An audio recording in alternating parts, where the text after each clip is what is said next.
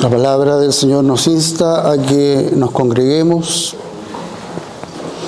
y a que animemos a los hermanos unos a otros para que podamos reunirnos y adorar al nombre del Señor.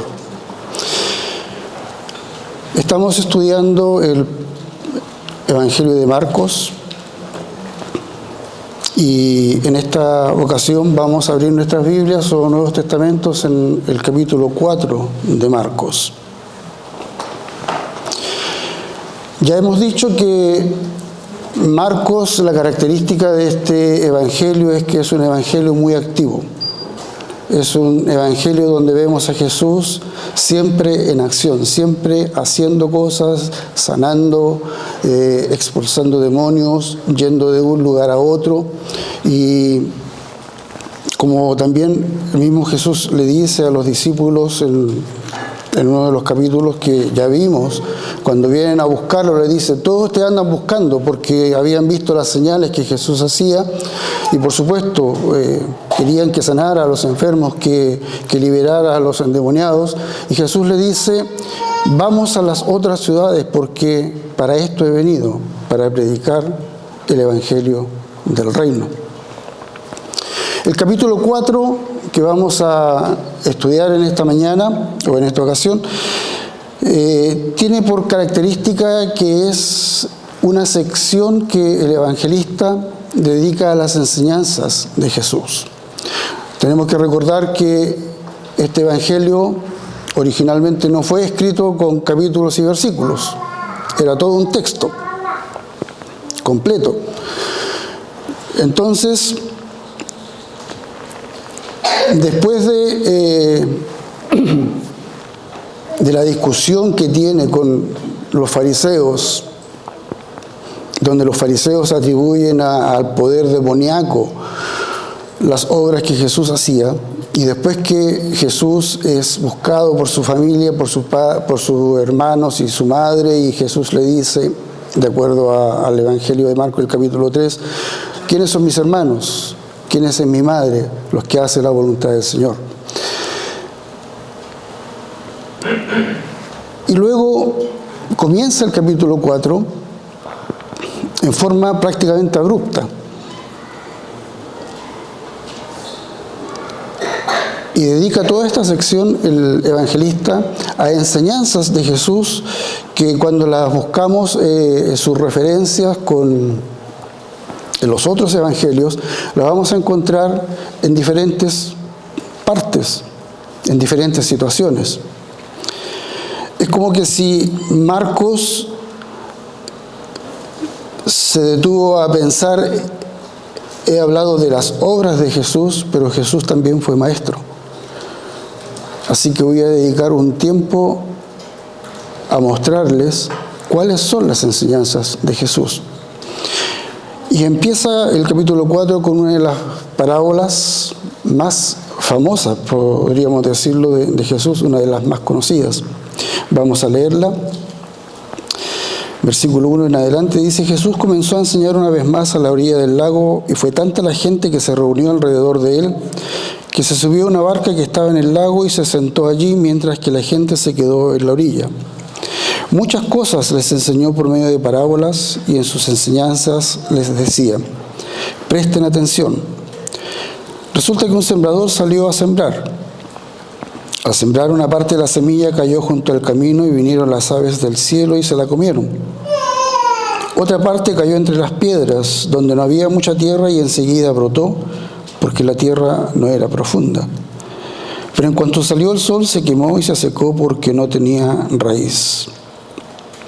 Otra parte cayó entre espinos, pero los espinos crecieron y la ahogaron, de modo que no dio fruto. Pero otra parte cayó en buena tierra y brotó y creció y dio fruto, y rindió una cosecha de 30 y 60 y hasta de 100 por uno. Entonces les dijo: el que tenga oídos para oír, que oiga. Cuando se quedó solo, los que estaban cerca de él junto con los 12 le preguntaron qué quería decir la parábola. Él les respondió: a ustedes se les concede entender el misterio del reino de Dios, pero a los que están afuera a todos se les dice por parábolas, para que viendo vean y no entiendan, y oyendo oigan y no comprendan, no sea que se conviertan y sus pecados les sean perdonados. También les dijo: si no entienden ustedes esta parábola, ¿cómo podrán entender todas las demás? El sembrador es el que siembra la palabra. Algunos son como los sembrados junto al camino.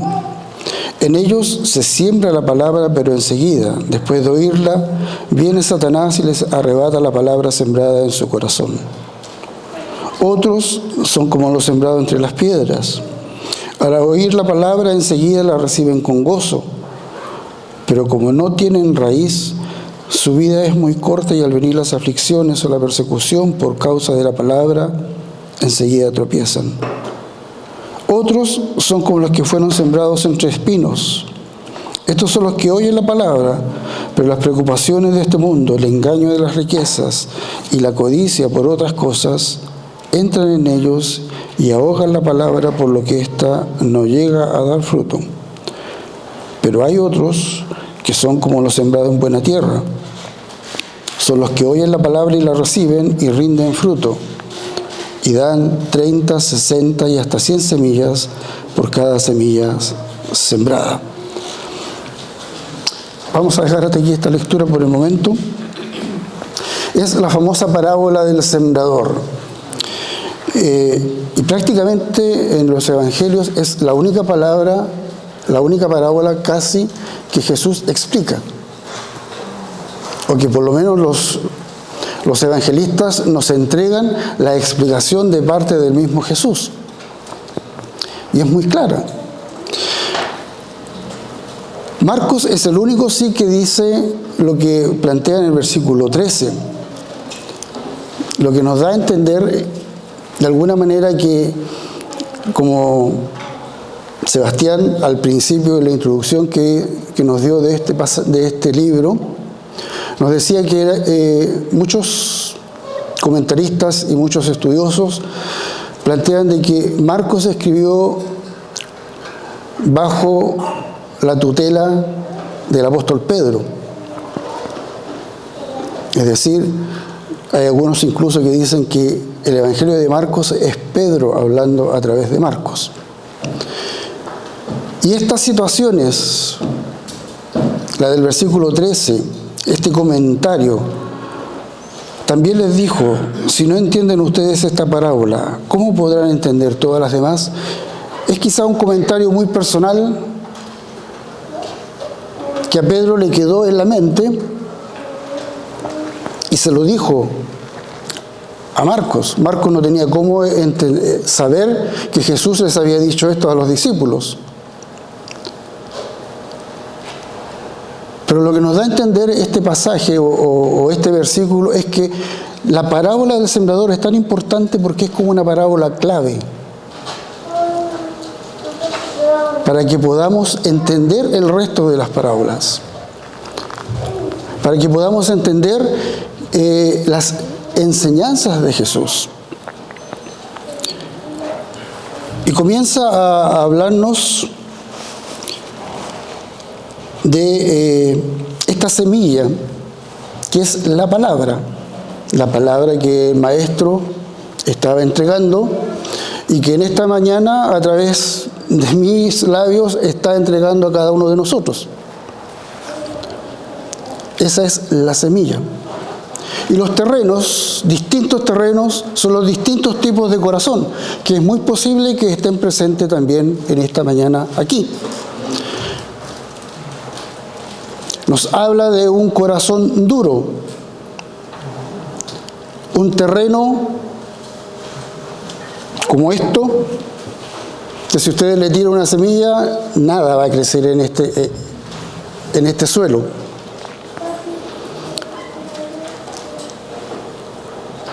Un corazón que no está dispuesto a aceptar lo que Jesús ha entregado.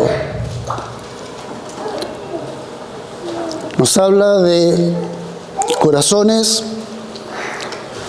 que reciben la palabra con alegría, pero que saliendo de la puerta se olvidan completamente y siguen su vida tal como todos los días.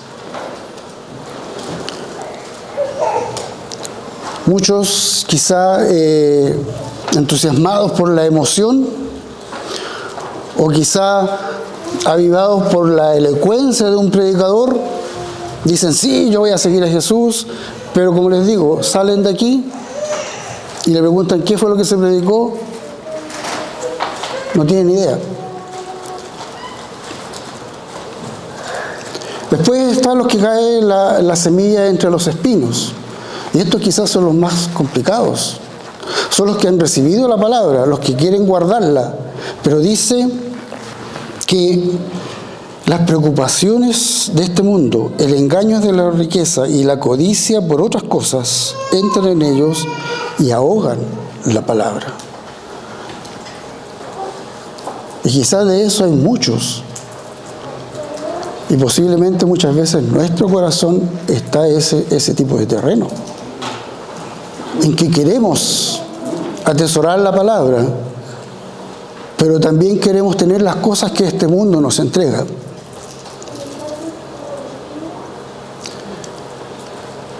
Como decimos muchas veces, queremos estar bien con Dios y con el diablo. Pero la palabra del Señor nos dice que no podemos ser amigos de este mundo y amigos de Dios.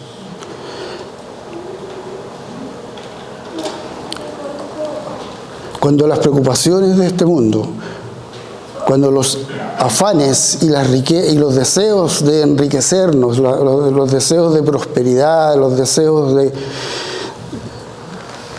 de ser mejores, ahogan todo lo que hemos recibido de Dios, somos como este terreno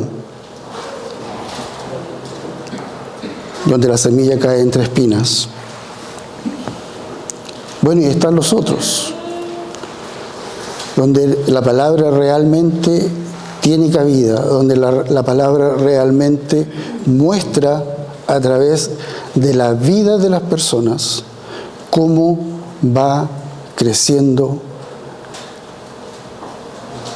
no solo en el conocimiento, sino que en la maduración en nuestras vidas. Esta palabra ya no es solamente una enseñanza, ya no es solamente algo que voy a escuchar los días domingo, sino que lo asumo, lo absorbo y lo practico. Lo vivo. Y ese es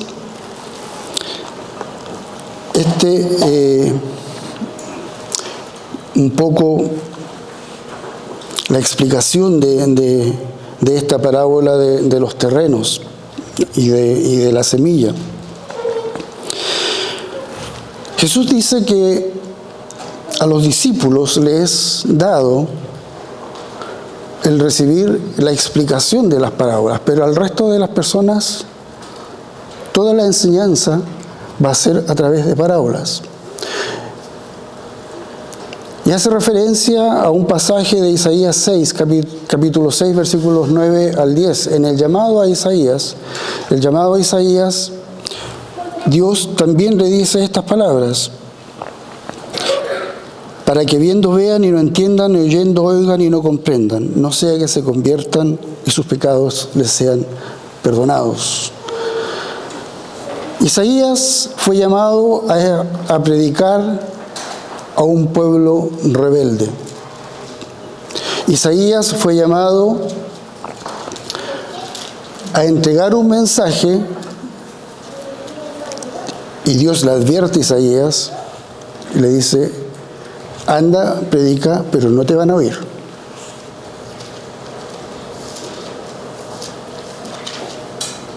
Y eso es lo que nos pasa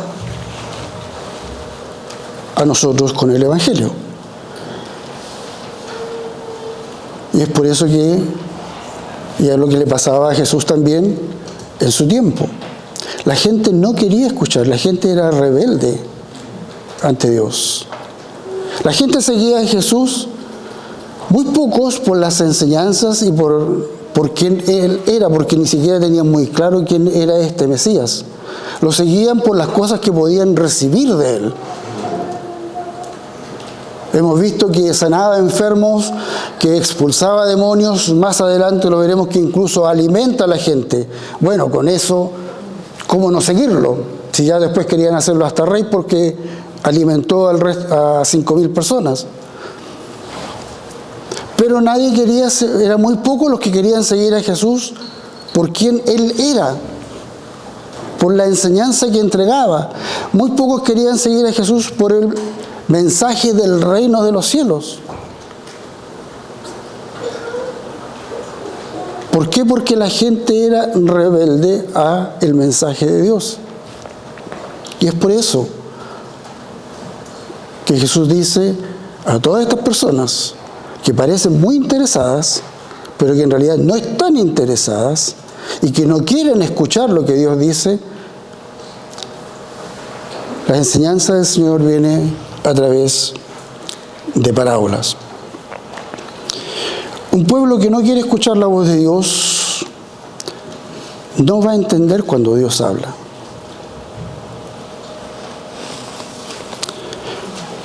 El que quiera entender en forma natural lo que Dios habla al espíritu del hombre, no lo va a lograr comprender. Es como decía el apóstol Pablo en 1 Corintios capítulo 1, 21. Les invito a que puedan revisar este pasaje.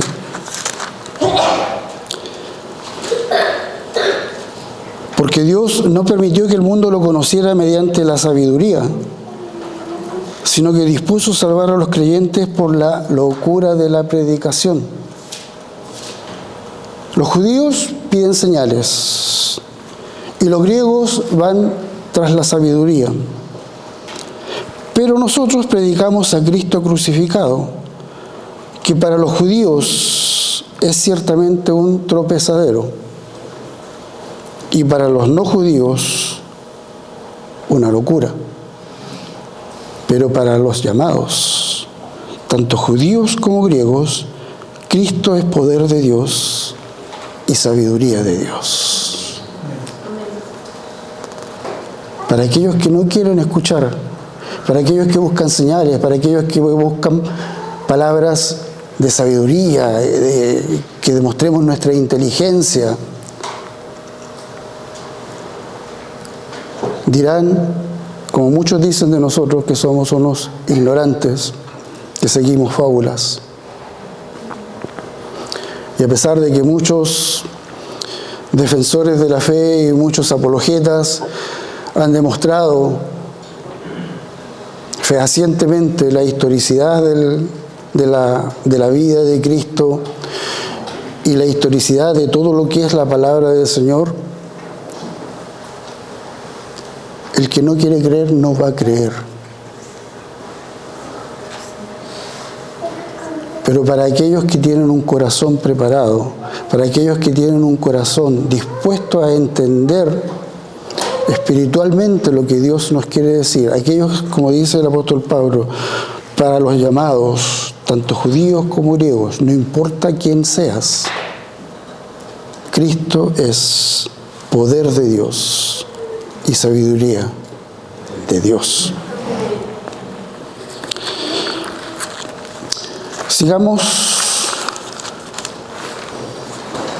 nuestra visión del capítulo 4. En el capítulo 4, versículo 21 dice, también les dijo, ¿acaso la luz se enciende para ponerla debajo de un cajón o debajo de la cama? Al contrario, se enciende para ponerla en el candelero. Porque no hay nada oculto que no llegue a manifestarse, ni hay nada escondido que no salga a la luz. Si alguno tiene oídos para oír, que oiga. También les dijo, fíjense bien en lo que oyen, porque con la medida con que ustedes midan a otros serán medidos y hasta más se les añadirá. Porque al que tiene se le dará, y al que no tiene hasta lo poco que tiene se le arrebatará. En el contexto que Marcos pone estos pasajes o estas palabras, es en el contexto de lo que es la palabra, lo que es la semilla plantada. Por lo tanto, nos dice que somos responsables de aquello que se nos entrega. Somos responsables de guardar y somos responsables de obedecer lo que Dios nos está diciendo a través de la palabra. La luz recibida se debe mostrar en nuestras vidas. No puede quedar guardada. Si has recibido luz, si hemos recibido luz, debemos revelar esa luz a aquellos que están a nuestro alrededor. Y además nos dice, pongan atención en lo que escuchan. Es decir, valoren lo que escuchan. Denle el valor a la palabra de Dios. Hermanos, muchas veces se dice que predicar es fácil, que enseñar la palabra es fácil, que puede venir cualquier maestro, que puede venir cualquier famoso conferencista, ustedes le pasan un versículo de la Biblia y esa persona, por la capacidad que tiene de hablar, va a poder expresarlo de una manera tremenda. No es así, hermanos. A lo necio del mundo escogió Dios para poder entregar sus riquezas. Me considero entre esos necios y doy gracias y considero un privilegio y una tremenda responsabilidad el estar compartiendo con ustedes la palabra en esta mañana. Porque yo he visto a profesores, buenos profesores, tratar de hacer una clase de escuela dominical y no lo han podido hacer. Han aplicado toda su pedagogía, han aplicado todos sus conocimientos, los 4 o 5 años de pedagogía que estudiaron en la universidad y los cuantos años de trayectoria que tienen como maestros, pero no pueden enseñar la palabra de Dios. Porque la palabra de Dios es otra cosa.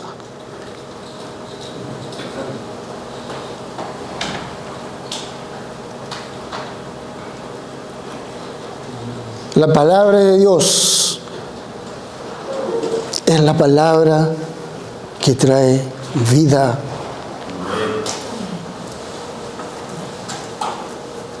Es el Espíritu de Dios hablando a nuestros espíritus, hermanos. Y esa es mi responsabilidad esta mañana. Compartir lo que el Espíritu de Dios está poniendo en mi corazón y que ha puesto durante esta semana en mi corazón para compartirle a sus espíritus que necesitan esta palabra. Y el que no entienda eso, el que entienda que puede venir y hacer un buen discurso, está equivocado. Valoremos la palabra de Dios que se nos está entregando, no solo hoy, sino que se nos está entregando continuamente. Porque dice que al que tiene más le será dado, Pero al que no tiene, incluso lo que tiene le será quitado. Si no valoras la palabra de Dios, si no le das el real valor que esta palabra tiene para nuestras vidas, vas a olvidarla. Y en algún momento vas a necesitar este mensaje y no lo vas a encontrar en tu corazón, porque lo dejaste de lado. Lo poco que quizás recibiste, hasta lo habrás olvidado. Y cuando necesites esperanza, no vas a tener esperanza, porque no va a estar la palabra de esperanza. Cuando estés en un momento de angustia, ni siquiera te vas a acordar de que existe un Dios poderoso que puede tenderte la mano en el momento de sufrimiento, porque lo has considerado una necedad. Jesús dijo también, el reino de Dios es como cuando un hombre arroja semillas sobre la tierra. Ya sea que él duerma o esté despierto, de día y de noche la semilla brote y crece sin que él sepa cómo. Y es que la tierra da fruto por sí misma. Primero sale una hierba, luego la espiga y después el grano se llena de la espiga. Y cuando el grano madura, enseguida se mete la hoz, porque ya es tiempo de la cosecha. Una de las características de la parábola y de las parábolas que Jesús enseñaba era que hacía uso de los elementos comunes que ellos tenían. Quizá en ese momento había muchos agricultores que estaban escuchando a Jesús. Creo que de aquí el 80% de nosotros lo único que conoce es cemento. Pocas veces hemos estado en la tierra, rara vez, o en mi caso nunca, he sembrado, o quizás tiré alguna cuestión en el patio de mi casa. Pero ustedes se acuerdan que alguna vez en el colegio nos hicieron ese experimento de poner un porotito y que día a día nosotros teníamos que estar mirando, porque estaba en un frasquito de vidrio, cómo iba creciendo, cuál era el desarrollo y que teníamos que ir anotando. Hoy día no pasó nada. Al segundo día no pasó nada. Tercer día parece que el porotito se está pudriendo. Y así hasta que empezábamos a dar noticias de que de esa cosa estaba empezando a brotar algo. En ese tiempo, en el tiempo de Jesús, el agricultor sembraba y no tenía posiblemente idea científica de qué es lo que estaba pasando, pero tenía claro que lo que él sembraba en algún momento iba a crecer y que no dependía de él. Podía estar todos los días mirando el terreno, pero por más que mirara, la semilla no iba a crecer más rápido.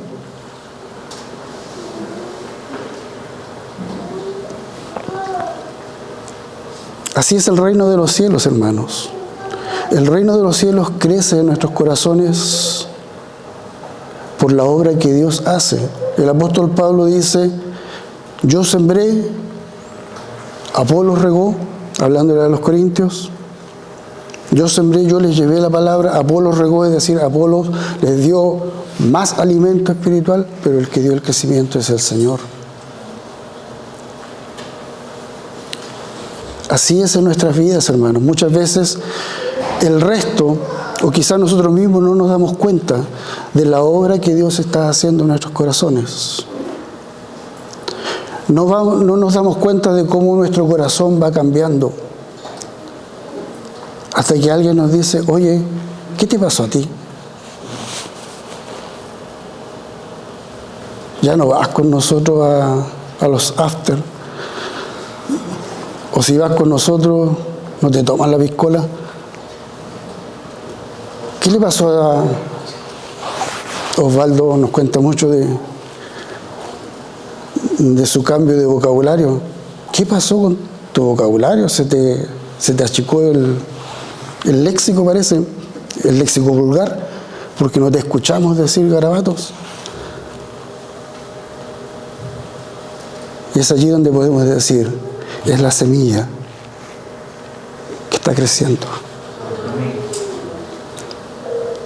Es lo que Dios está haciendo en mi vida. Es que Dios es el que transforma los corazones, hermanos. No somos nosotros. Tú puedes tratar de ser muy bueno. Tú puedes tratar de cambiar todo lo que ha sido tu forma de vida, pero no podrás hacerlo. Solamente Cristo puede cambiar nuestras vidas. Solamente la semilla que crece silenciosamente es la que va a dar el fruto a su tiempo. Y va a ser para el testimonio de su gloria.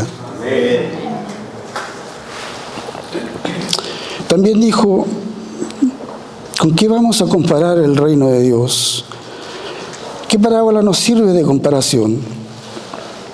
Puede compararse con el grano de mostaza que al sembrarlo en la tierra es la más pequeña de todas las semillas, pero que después de sembrada crece hasta convertirse en la más grande de todas las plantas y echa ramas tan grandes que aún las aves pueden poner su nido bajo su sombra.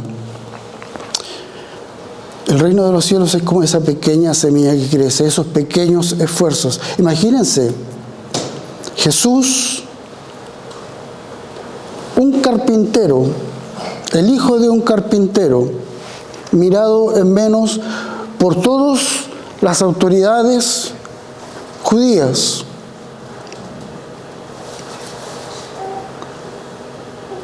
Jesús y una tropa de 12 personas, entre los cuales habían pescadores, recolectores de impuestos, había uno que era prácticamente un asesino, porque era celote. Los celotes eran, por decirlo de alguna manera, eran como los terroristas de esa época ante los romanos. Ellos buscaban la liberación violenta del pueblo judío de la mano de los romanos. Uno de esos era seguidor de Jesús. Es decir, era una tropa de ignorantes para los conocidos, es decir, para la sabiduría y para los maestros, era una tropa de ignorantes. Y este hijo de carpintero que se las da de maestro, porque no ha pasado por escuelas de rabinos. Ese es el inicio del cristianismo. ¿Cuál es el inicio del cristianismo? 120 personas que estaban encerradas esperando una promesa de este Jesús. Y llega el Espíritu Santo y empiezan a predicar el Evangelio. 120 personas, entre las cuales la gran mayoría eran puros esclavos. Gente mirada en menos en la sociedad. Posiblemente algunos de esos ciegos que sanó Jesús. Posiblemente algunos de esos paralíticos que sanó Jesús. Gente despreciada por la sociedad. Muchas mujeres que en el tiempo de Jesús eran ciudadanas de segunda categoría. Ese es el grupo que comenzó. Pequeños inicios, pequeñas congregaciones, un 0,16% en Libia, la nada misma, como decía Osvaldo. Hermanos, esos pequeños inicios tienen la promesa de que el reino de Dios será establecido en esta tierra. Amén. Y el Señor va a ser Señor de todos los hombres y mujeres de esta tierra, y toda rodilla se doblará ante Él, y todos buscarán su cuidado y su protección. Esta pequeña semilla de mostaza se convertirá en algún momento, hermanos, en un tremendo árbol donde toda la humanidad podrá cobijarse. Todo aquel que necesite, todo aquel que encuentre en Jesús al Señor de la vida, podrá cobijarse bajo las alas de nuestro Señor. ¿A dónde iré? Solo tú tienes palabras de vida eterna. ¿A dónde iremos? Dijo Pedro cuando Jesús les dijo, ¿también quieren irse ustedes? ¿Dónde vamos a ir, Señor? Solo tú tienes palabras de vida eterna. Esa es la promesa. La promesa es que este reino, que tiene inicios pequeños, tiene un fin tremendo, hermanos. Leamos el Apocalipsis. Y como alguna vez le dije, yo leí la última hoja de ese libro y dice que nosotros ganamos. Amén. ¿Por qué? Porque nuestro Dios es vencedor. Amén. Con muchas parábolas como esta, Jesús les hablaba de la palabra hasta donde podían entender. Y sin parábolas no les hablaba, aunque a sus discípulos les explicaba todo en privado. Es otro comentario del evangelista aquí, como diciéndonos, lo que yo le estoy entregando es solo una muestra de lo que Jesús enseñaba. Pero dijo muchas parábolas más. Y a sus discípulos les enseñaba el significado de cada una de estas. Y este capítulo termina con una acción fantástica. Ese mismo día, al caer la noche, Jesús les dijo a sus discípulos, pasemos al otro lado.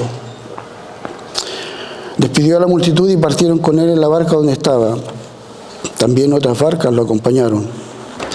Pero se levantó una gran tempestad con vientos y de tal manera las olas azotaban a la barca que ésta estaba por inundarse. Jesús estaba en la popa y dormía sobre una almohada. Lo despertaron y le dijeron, Maestro, ¿acaso no te importa que estamos por naufragar? Jesús se levantó y reprendió el viento y dijo a las aguas, silencio, a callar. Y el viento se calmó y todo quedó en completa calma. A sus discípulos les dijo, ¿por qué tienen tanto miedo? ¿Cómo es que no tienen fe? Ellos estaban muy asustados y se decían unos a otros, ¿quién es este que hasta el viento y las aguas lo obedecen? En primer lugar, el versículo nos dice que el propósito de Jesús era cruzar el lago. Y esa es la invitación de Jesús. Crucemos al otro lado.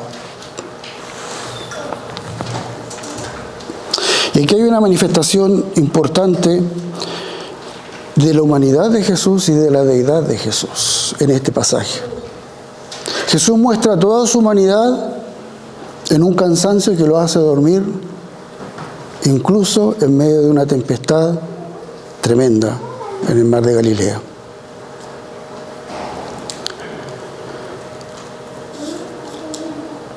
Tantas horas enseñando, muchos podrían decir, y es un poco lo que les comentaba anteriormente, muchos podrían decir que, por supuesto, Jesús se cansaba por el contacto con la gente, que se cansaba por tanta actividad, por estar sanando, por estar haciendo esto, otro, pero ¿cómo se va a cansar de enseñar? Si lo único que tiene que hacer es hablar. Pero es el misterio, hermanos, de compartir la palabra.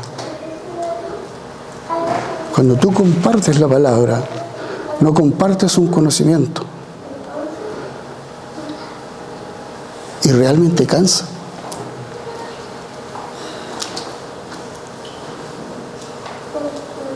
Muchas veces me ha pasado que después de predicar yo termino agotado. No sé si a mis otros hermanos que predican les pasará lo mismo. Pero yo termino agotado.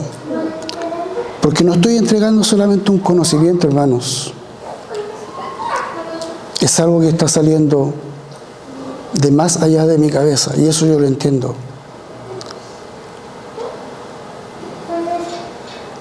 Cuando nos paramos aquí a predicar, nos ponemos en las manos de Dios y le decimos: Señor, queremos ser canales de bendición. Queremos ser a quienes tú uses de la forma que tú quieras para poder compartir tu palabra, para que la gente pueda escuchar. Días enteros de Jesús enseñando realmente lo cansaban y lo agotaban como ser humano. Y es por eso que Jesús encuentra un lugar ahí en el bote o en el barco, se pone a dormir, se levanta esta tempestad. Recordemos que por lo menos dentro de ese grupo habían 4 pescadores que conocían perfectamente ese mar. Sabían en dónde estaban, sabían lo que tenían que hacer, pero esta tempestad era mucho más grande de lo que ellos podían manejar.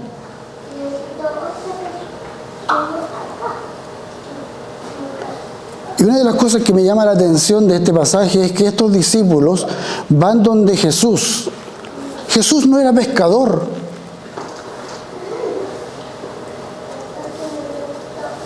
Jesús no tenía conocimiento de cómo manejar, digámoslo entre comillas así, de cómo manejar un barco. Los más expertos en esas situaciones ya habían sido sobrepasados. Pedro, Juan, Jacobo, Andrés, 4 pescadores, que su vida era pescar en ese mar.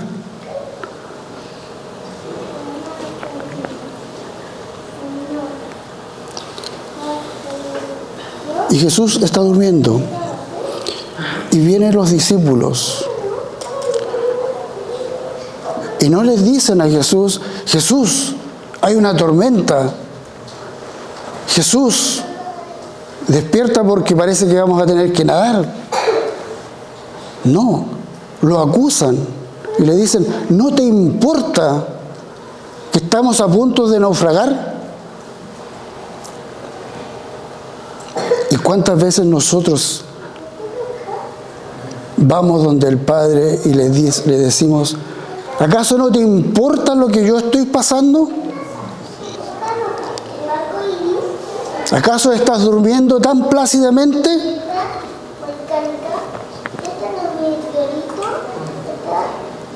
Recordemos que Jesús les había dicho: pasemos al otro lado. Eso es lo que iban a hacer. Y Jesús descansaba perfectamente y tranquilamente porque sabía que iban a llegar al otro lado, porque ese era el propósito de Dios. Hermanos, cuando muchas veces nosotros pasamos tormentas en nuestras vidas, recordemos que Jesús sabe perfectamente cuál es el fin de nuestra carrera. No es que no le importe. Y es por eso que Jesús le pregunta: ¿por qué tienen miedo? ¿Acaso no tienen fe?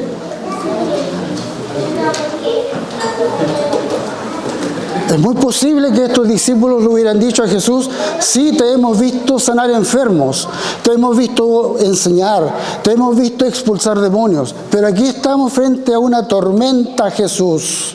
Es una tormenta.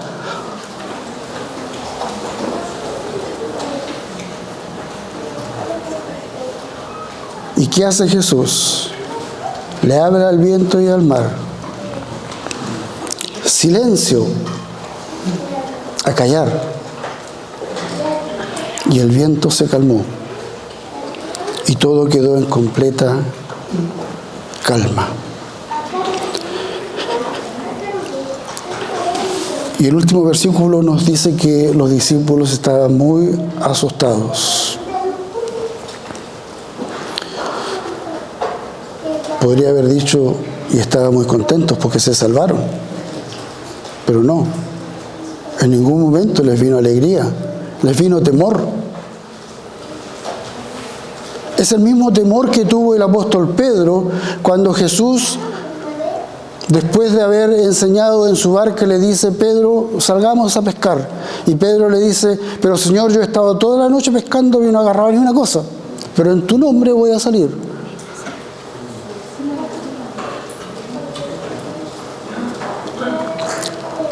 Y la pesca que tuvieron en esa ocasión fue tan grande que Pedro tuvo que llamar a sus amigos. Y los dos barcos estaban a punto de hundirse. ¿Y cuál es la expresión de Pedro? Ponerse de rodillas frente a Jesús y decirle: apártate de mí, porque soy pecador. Es ese temor, hermanos, que vieron los discípulos, porque aquí dijeron: aquí no hay un hombre, este es Dios. ¿Quién es este? Es la pregunta que hicieron los discípulos. ¿Quién es este que aún el viento y el mar le obedecen? ¿Quién es este que puede sanar? ¿Quién es este que puede expulsar demonios? Pero la naturaleza también se somete a él. Y posiblemente, si eran estudiosos, se les habría venido a la cabeza el Salmo 89, versículo 9, que dice: tú dominas la violencia del mar, cuando sus ondas se agitan, tú las sosiegas. Eso es un atributo solamente de Dios. Y ese era el que estaba en esa barca. ¿Quién es este? Este es Dios. Jesús, mostrando toda su humanidad, durmiendo por su necesidad de descanso, pero mostrando toda su deidad, dominando incluso a las fuerzas de la naturaleza. La pregunta, hermanos, es: ¿quién es este que está hoy aquí? Es Jesús, a través de su Espíritu Santo, hablando a nuestras vidas, para que seamos terrenos fértiles, que podamos recibir esta palabra y que podamos valorar esta palabra, y que nuestras vidas puedan realmente ser cambiadas a través del Evangelio de Jesucristo. Oremos. A ti, Señor, te damos toda la gloria y la honra, porque tú eres, Señor, tú eres nuestra fortaleza. Y en ti, Señor, descansamos. Y en esta hora, Señor, te queremos rogar que la palabra que nos has entregado pueda llegar cabida en nuestros corazones. Que nuestros corazones, Señor, sean terrenos fértiles. Que no sean esos terrenos entre espinos, Señor, que durante la semana, producto de todo el quehacer, nos olvidemos. Que no sean esos terrenos, oh Dios, duros, donde no hay cabida. O esos terrenos, Señor, entre medio de las rocas, que olvidarán rápidamente lo que nos has entregado en esta mañana. Permite, Señor, que en nuestro corazón tu palabra haya cabida y esa semilla pueda empezar a crecer, Padre Celestial, y a través de tu Evangelio podamos ser liberados de la esclavitud del enemigo, liberados de la esclavitud del pecado, restaurados, Señor, a una relación contigo para tu gloria.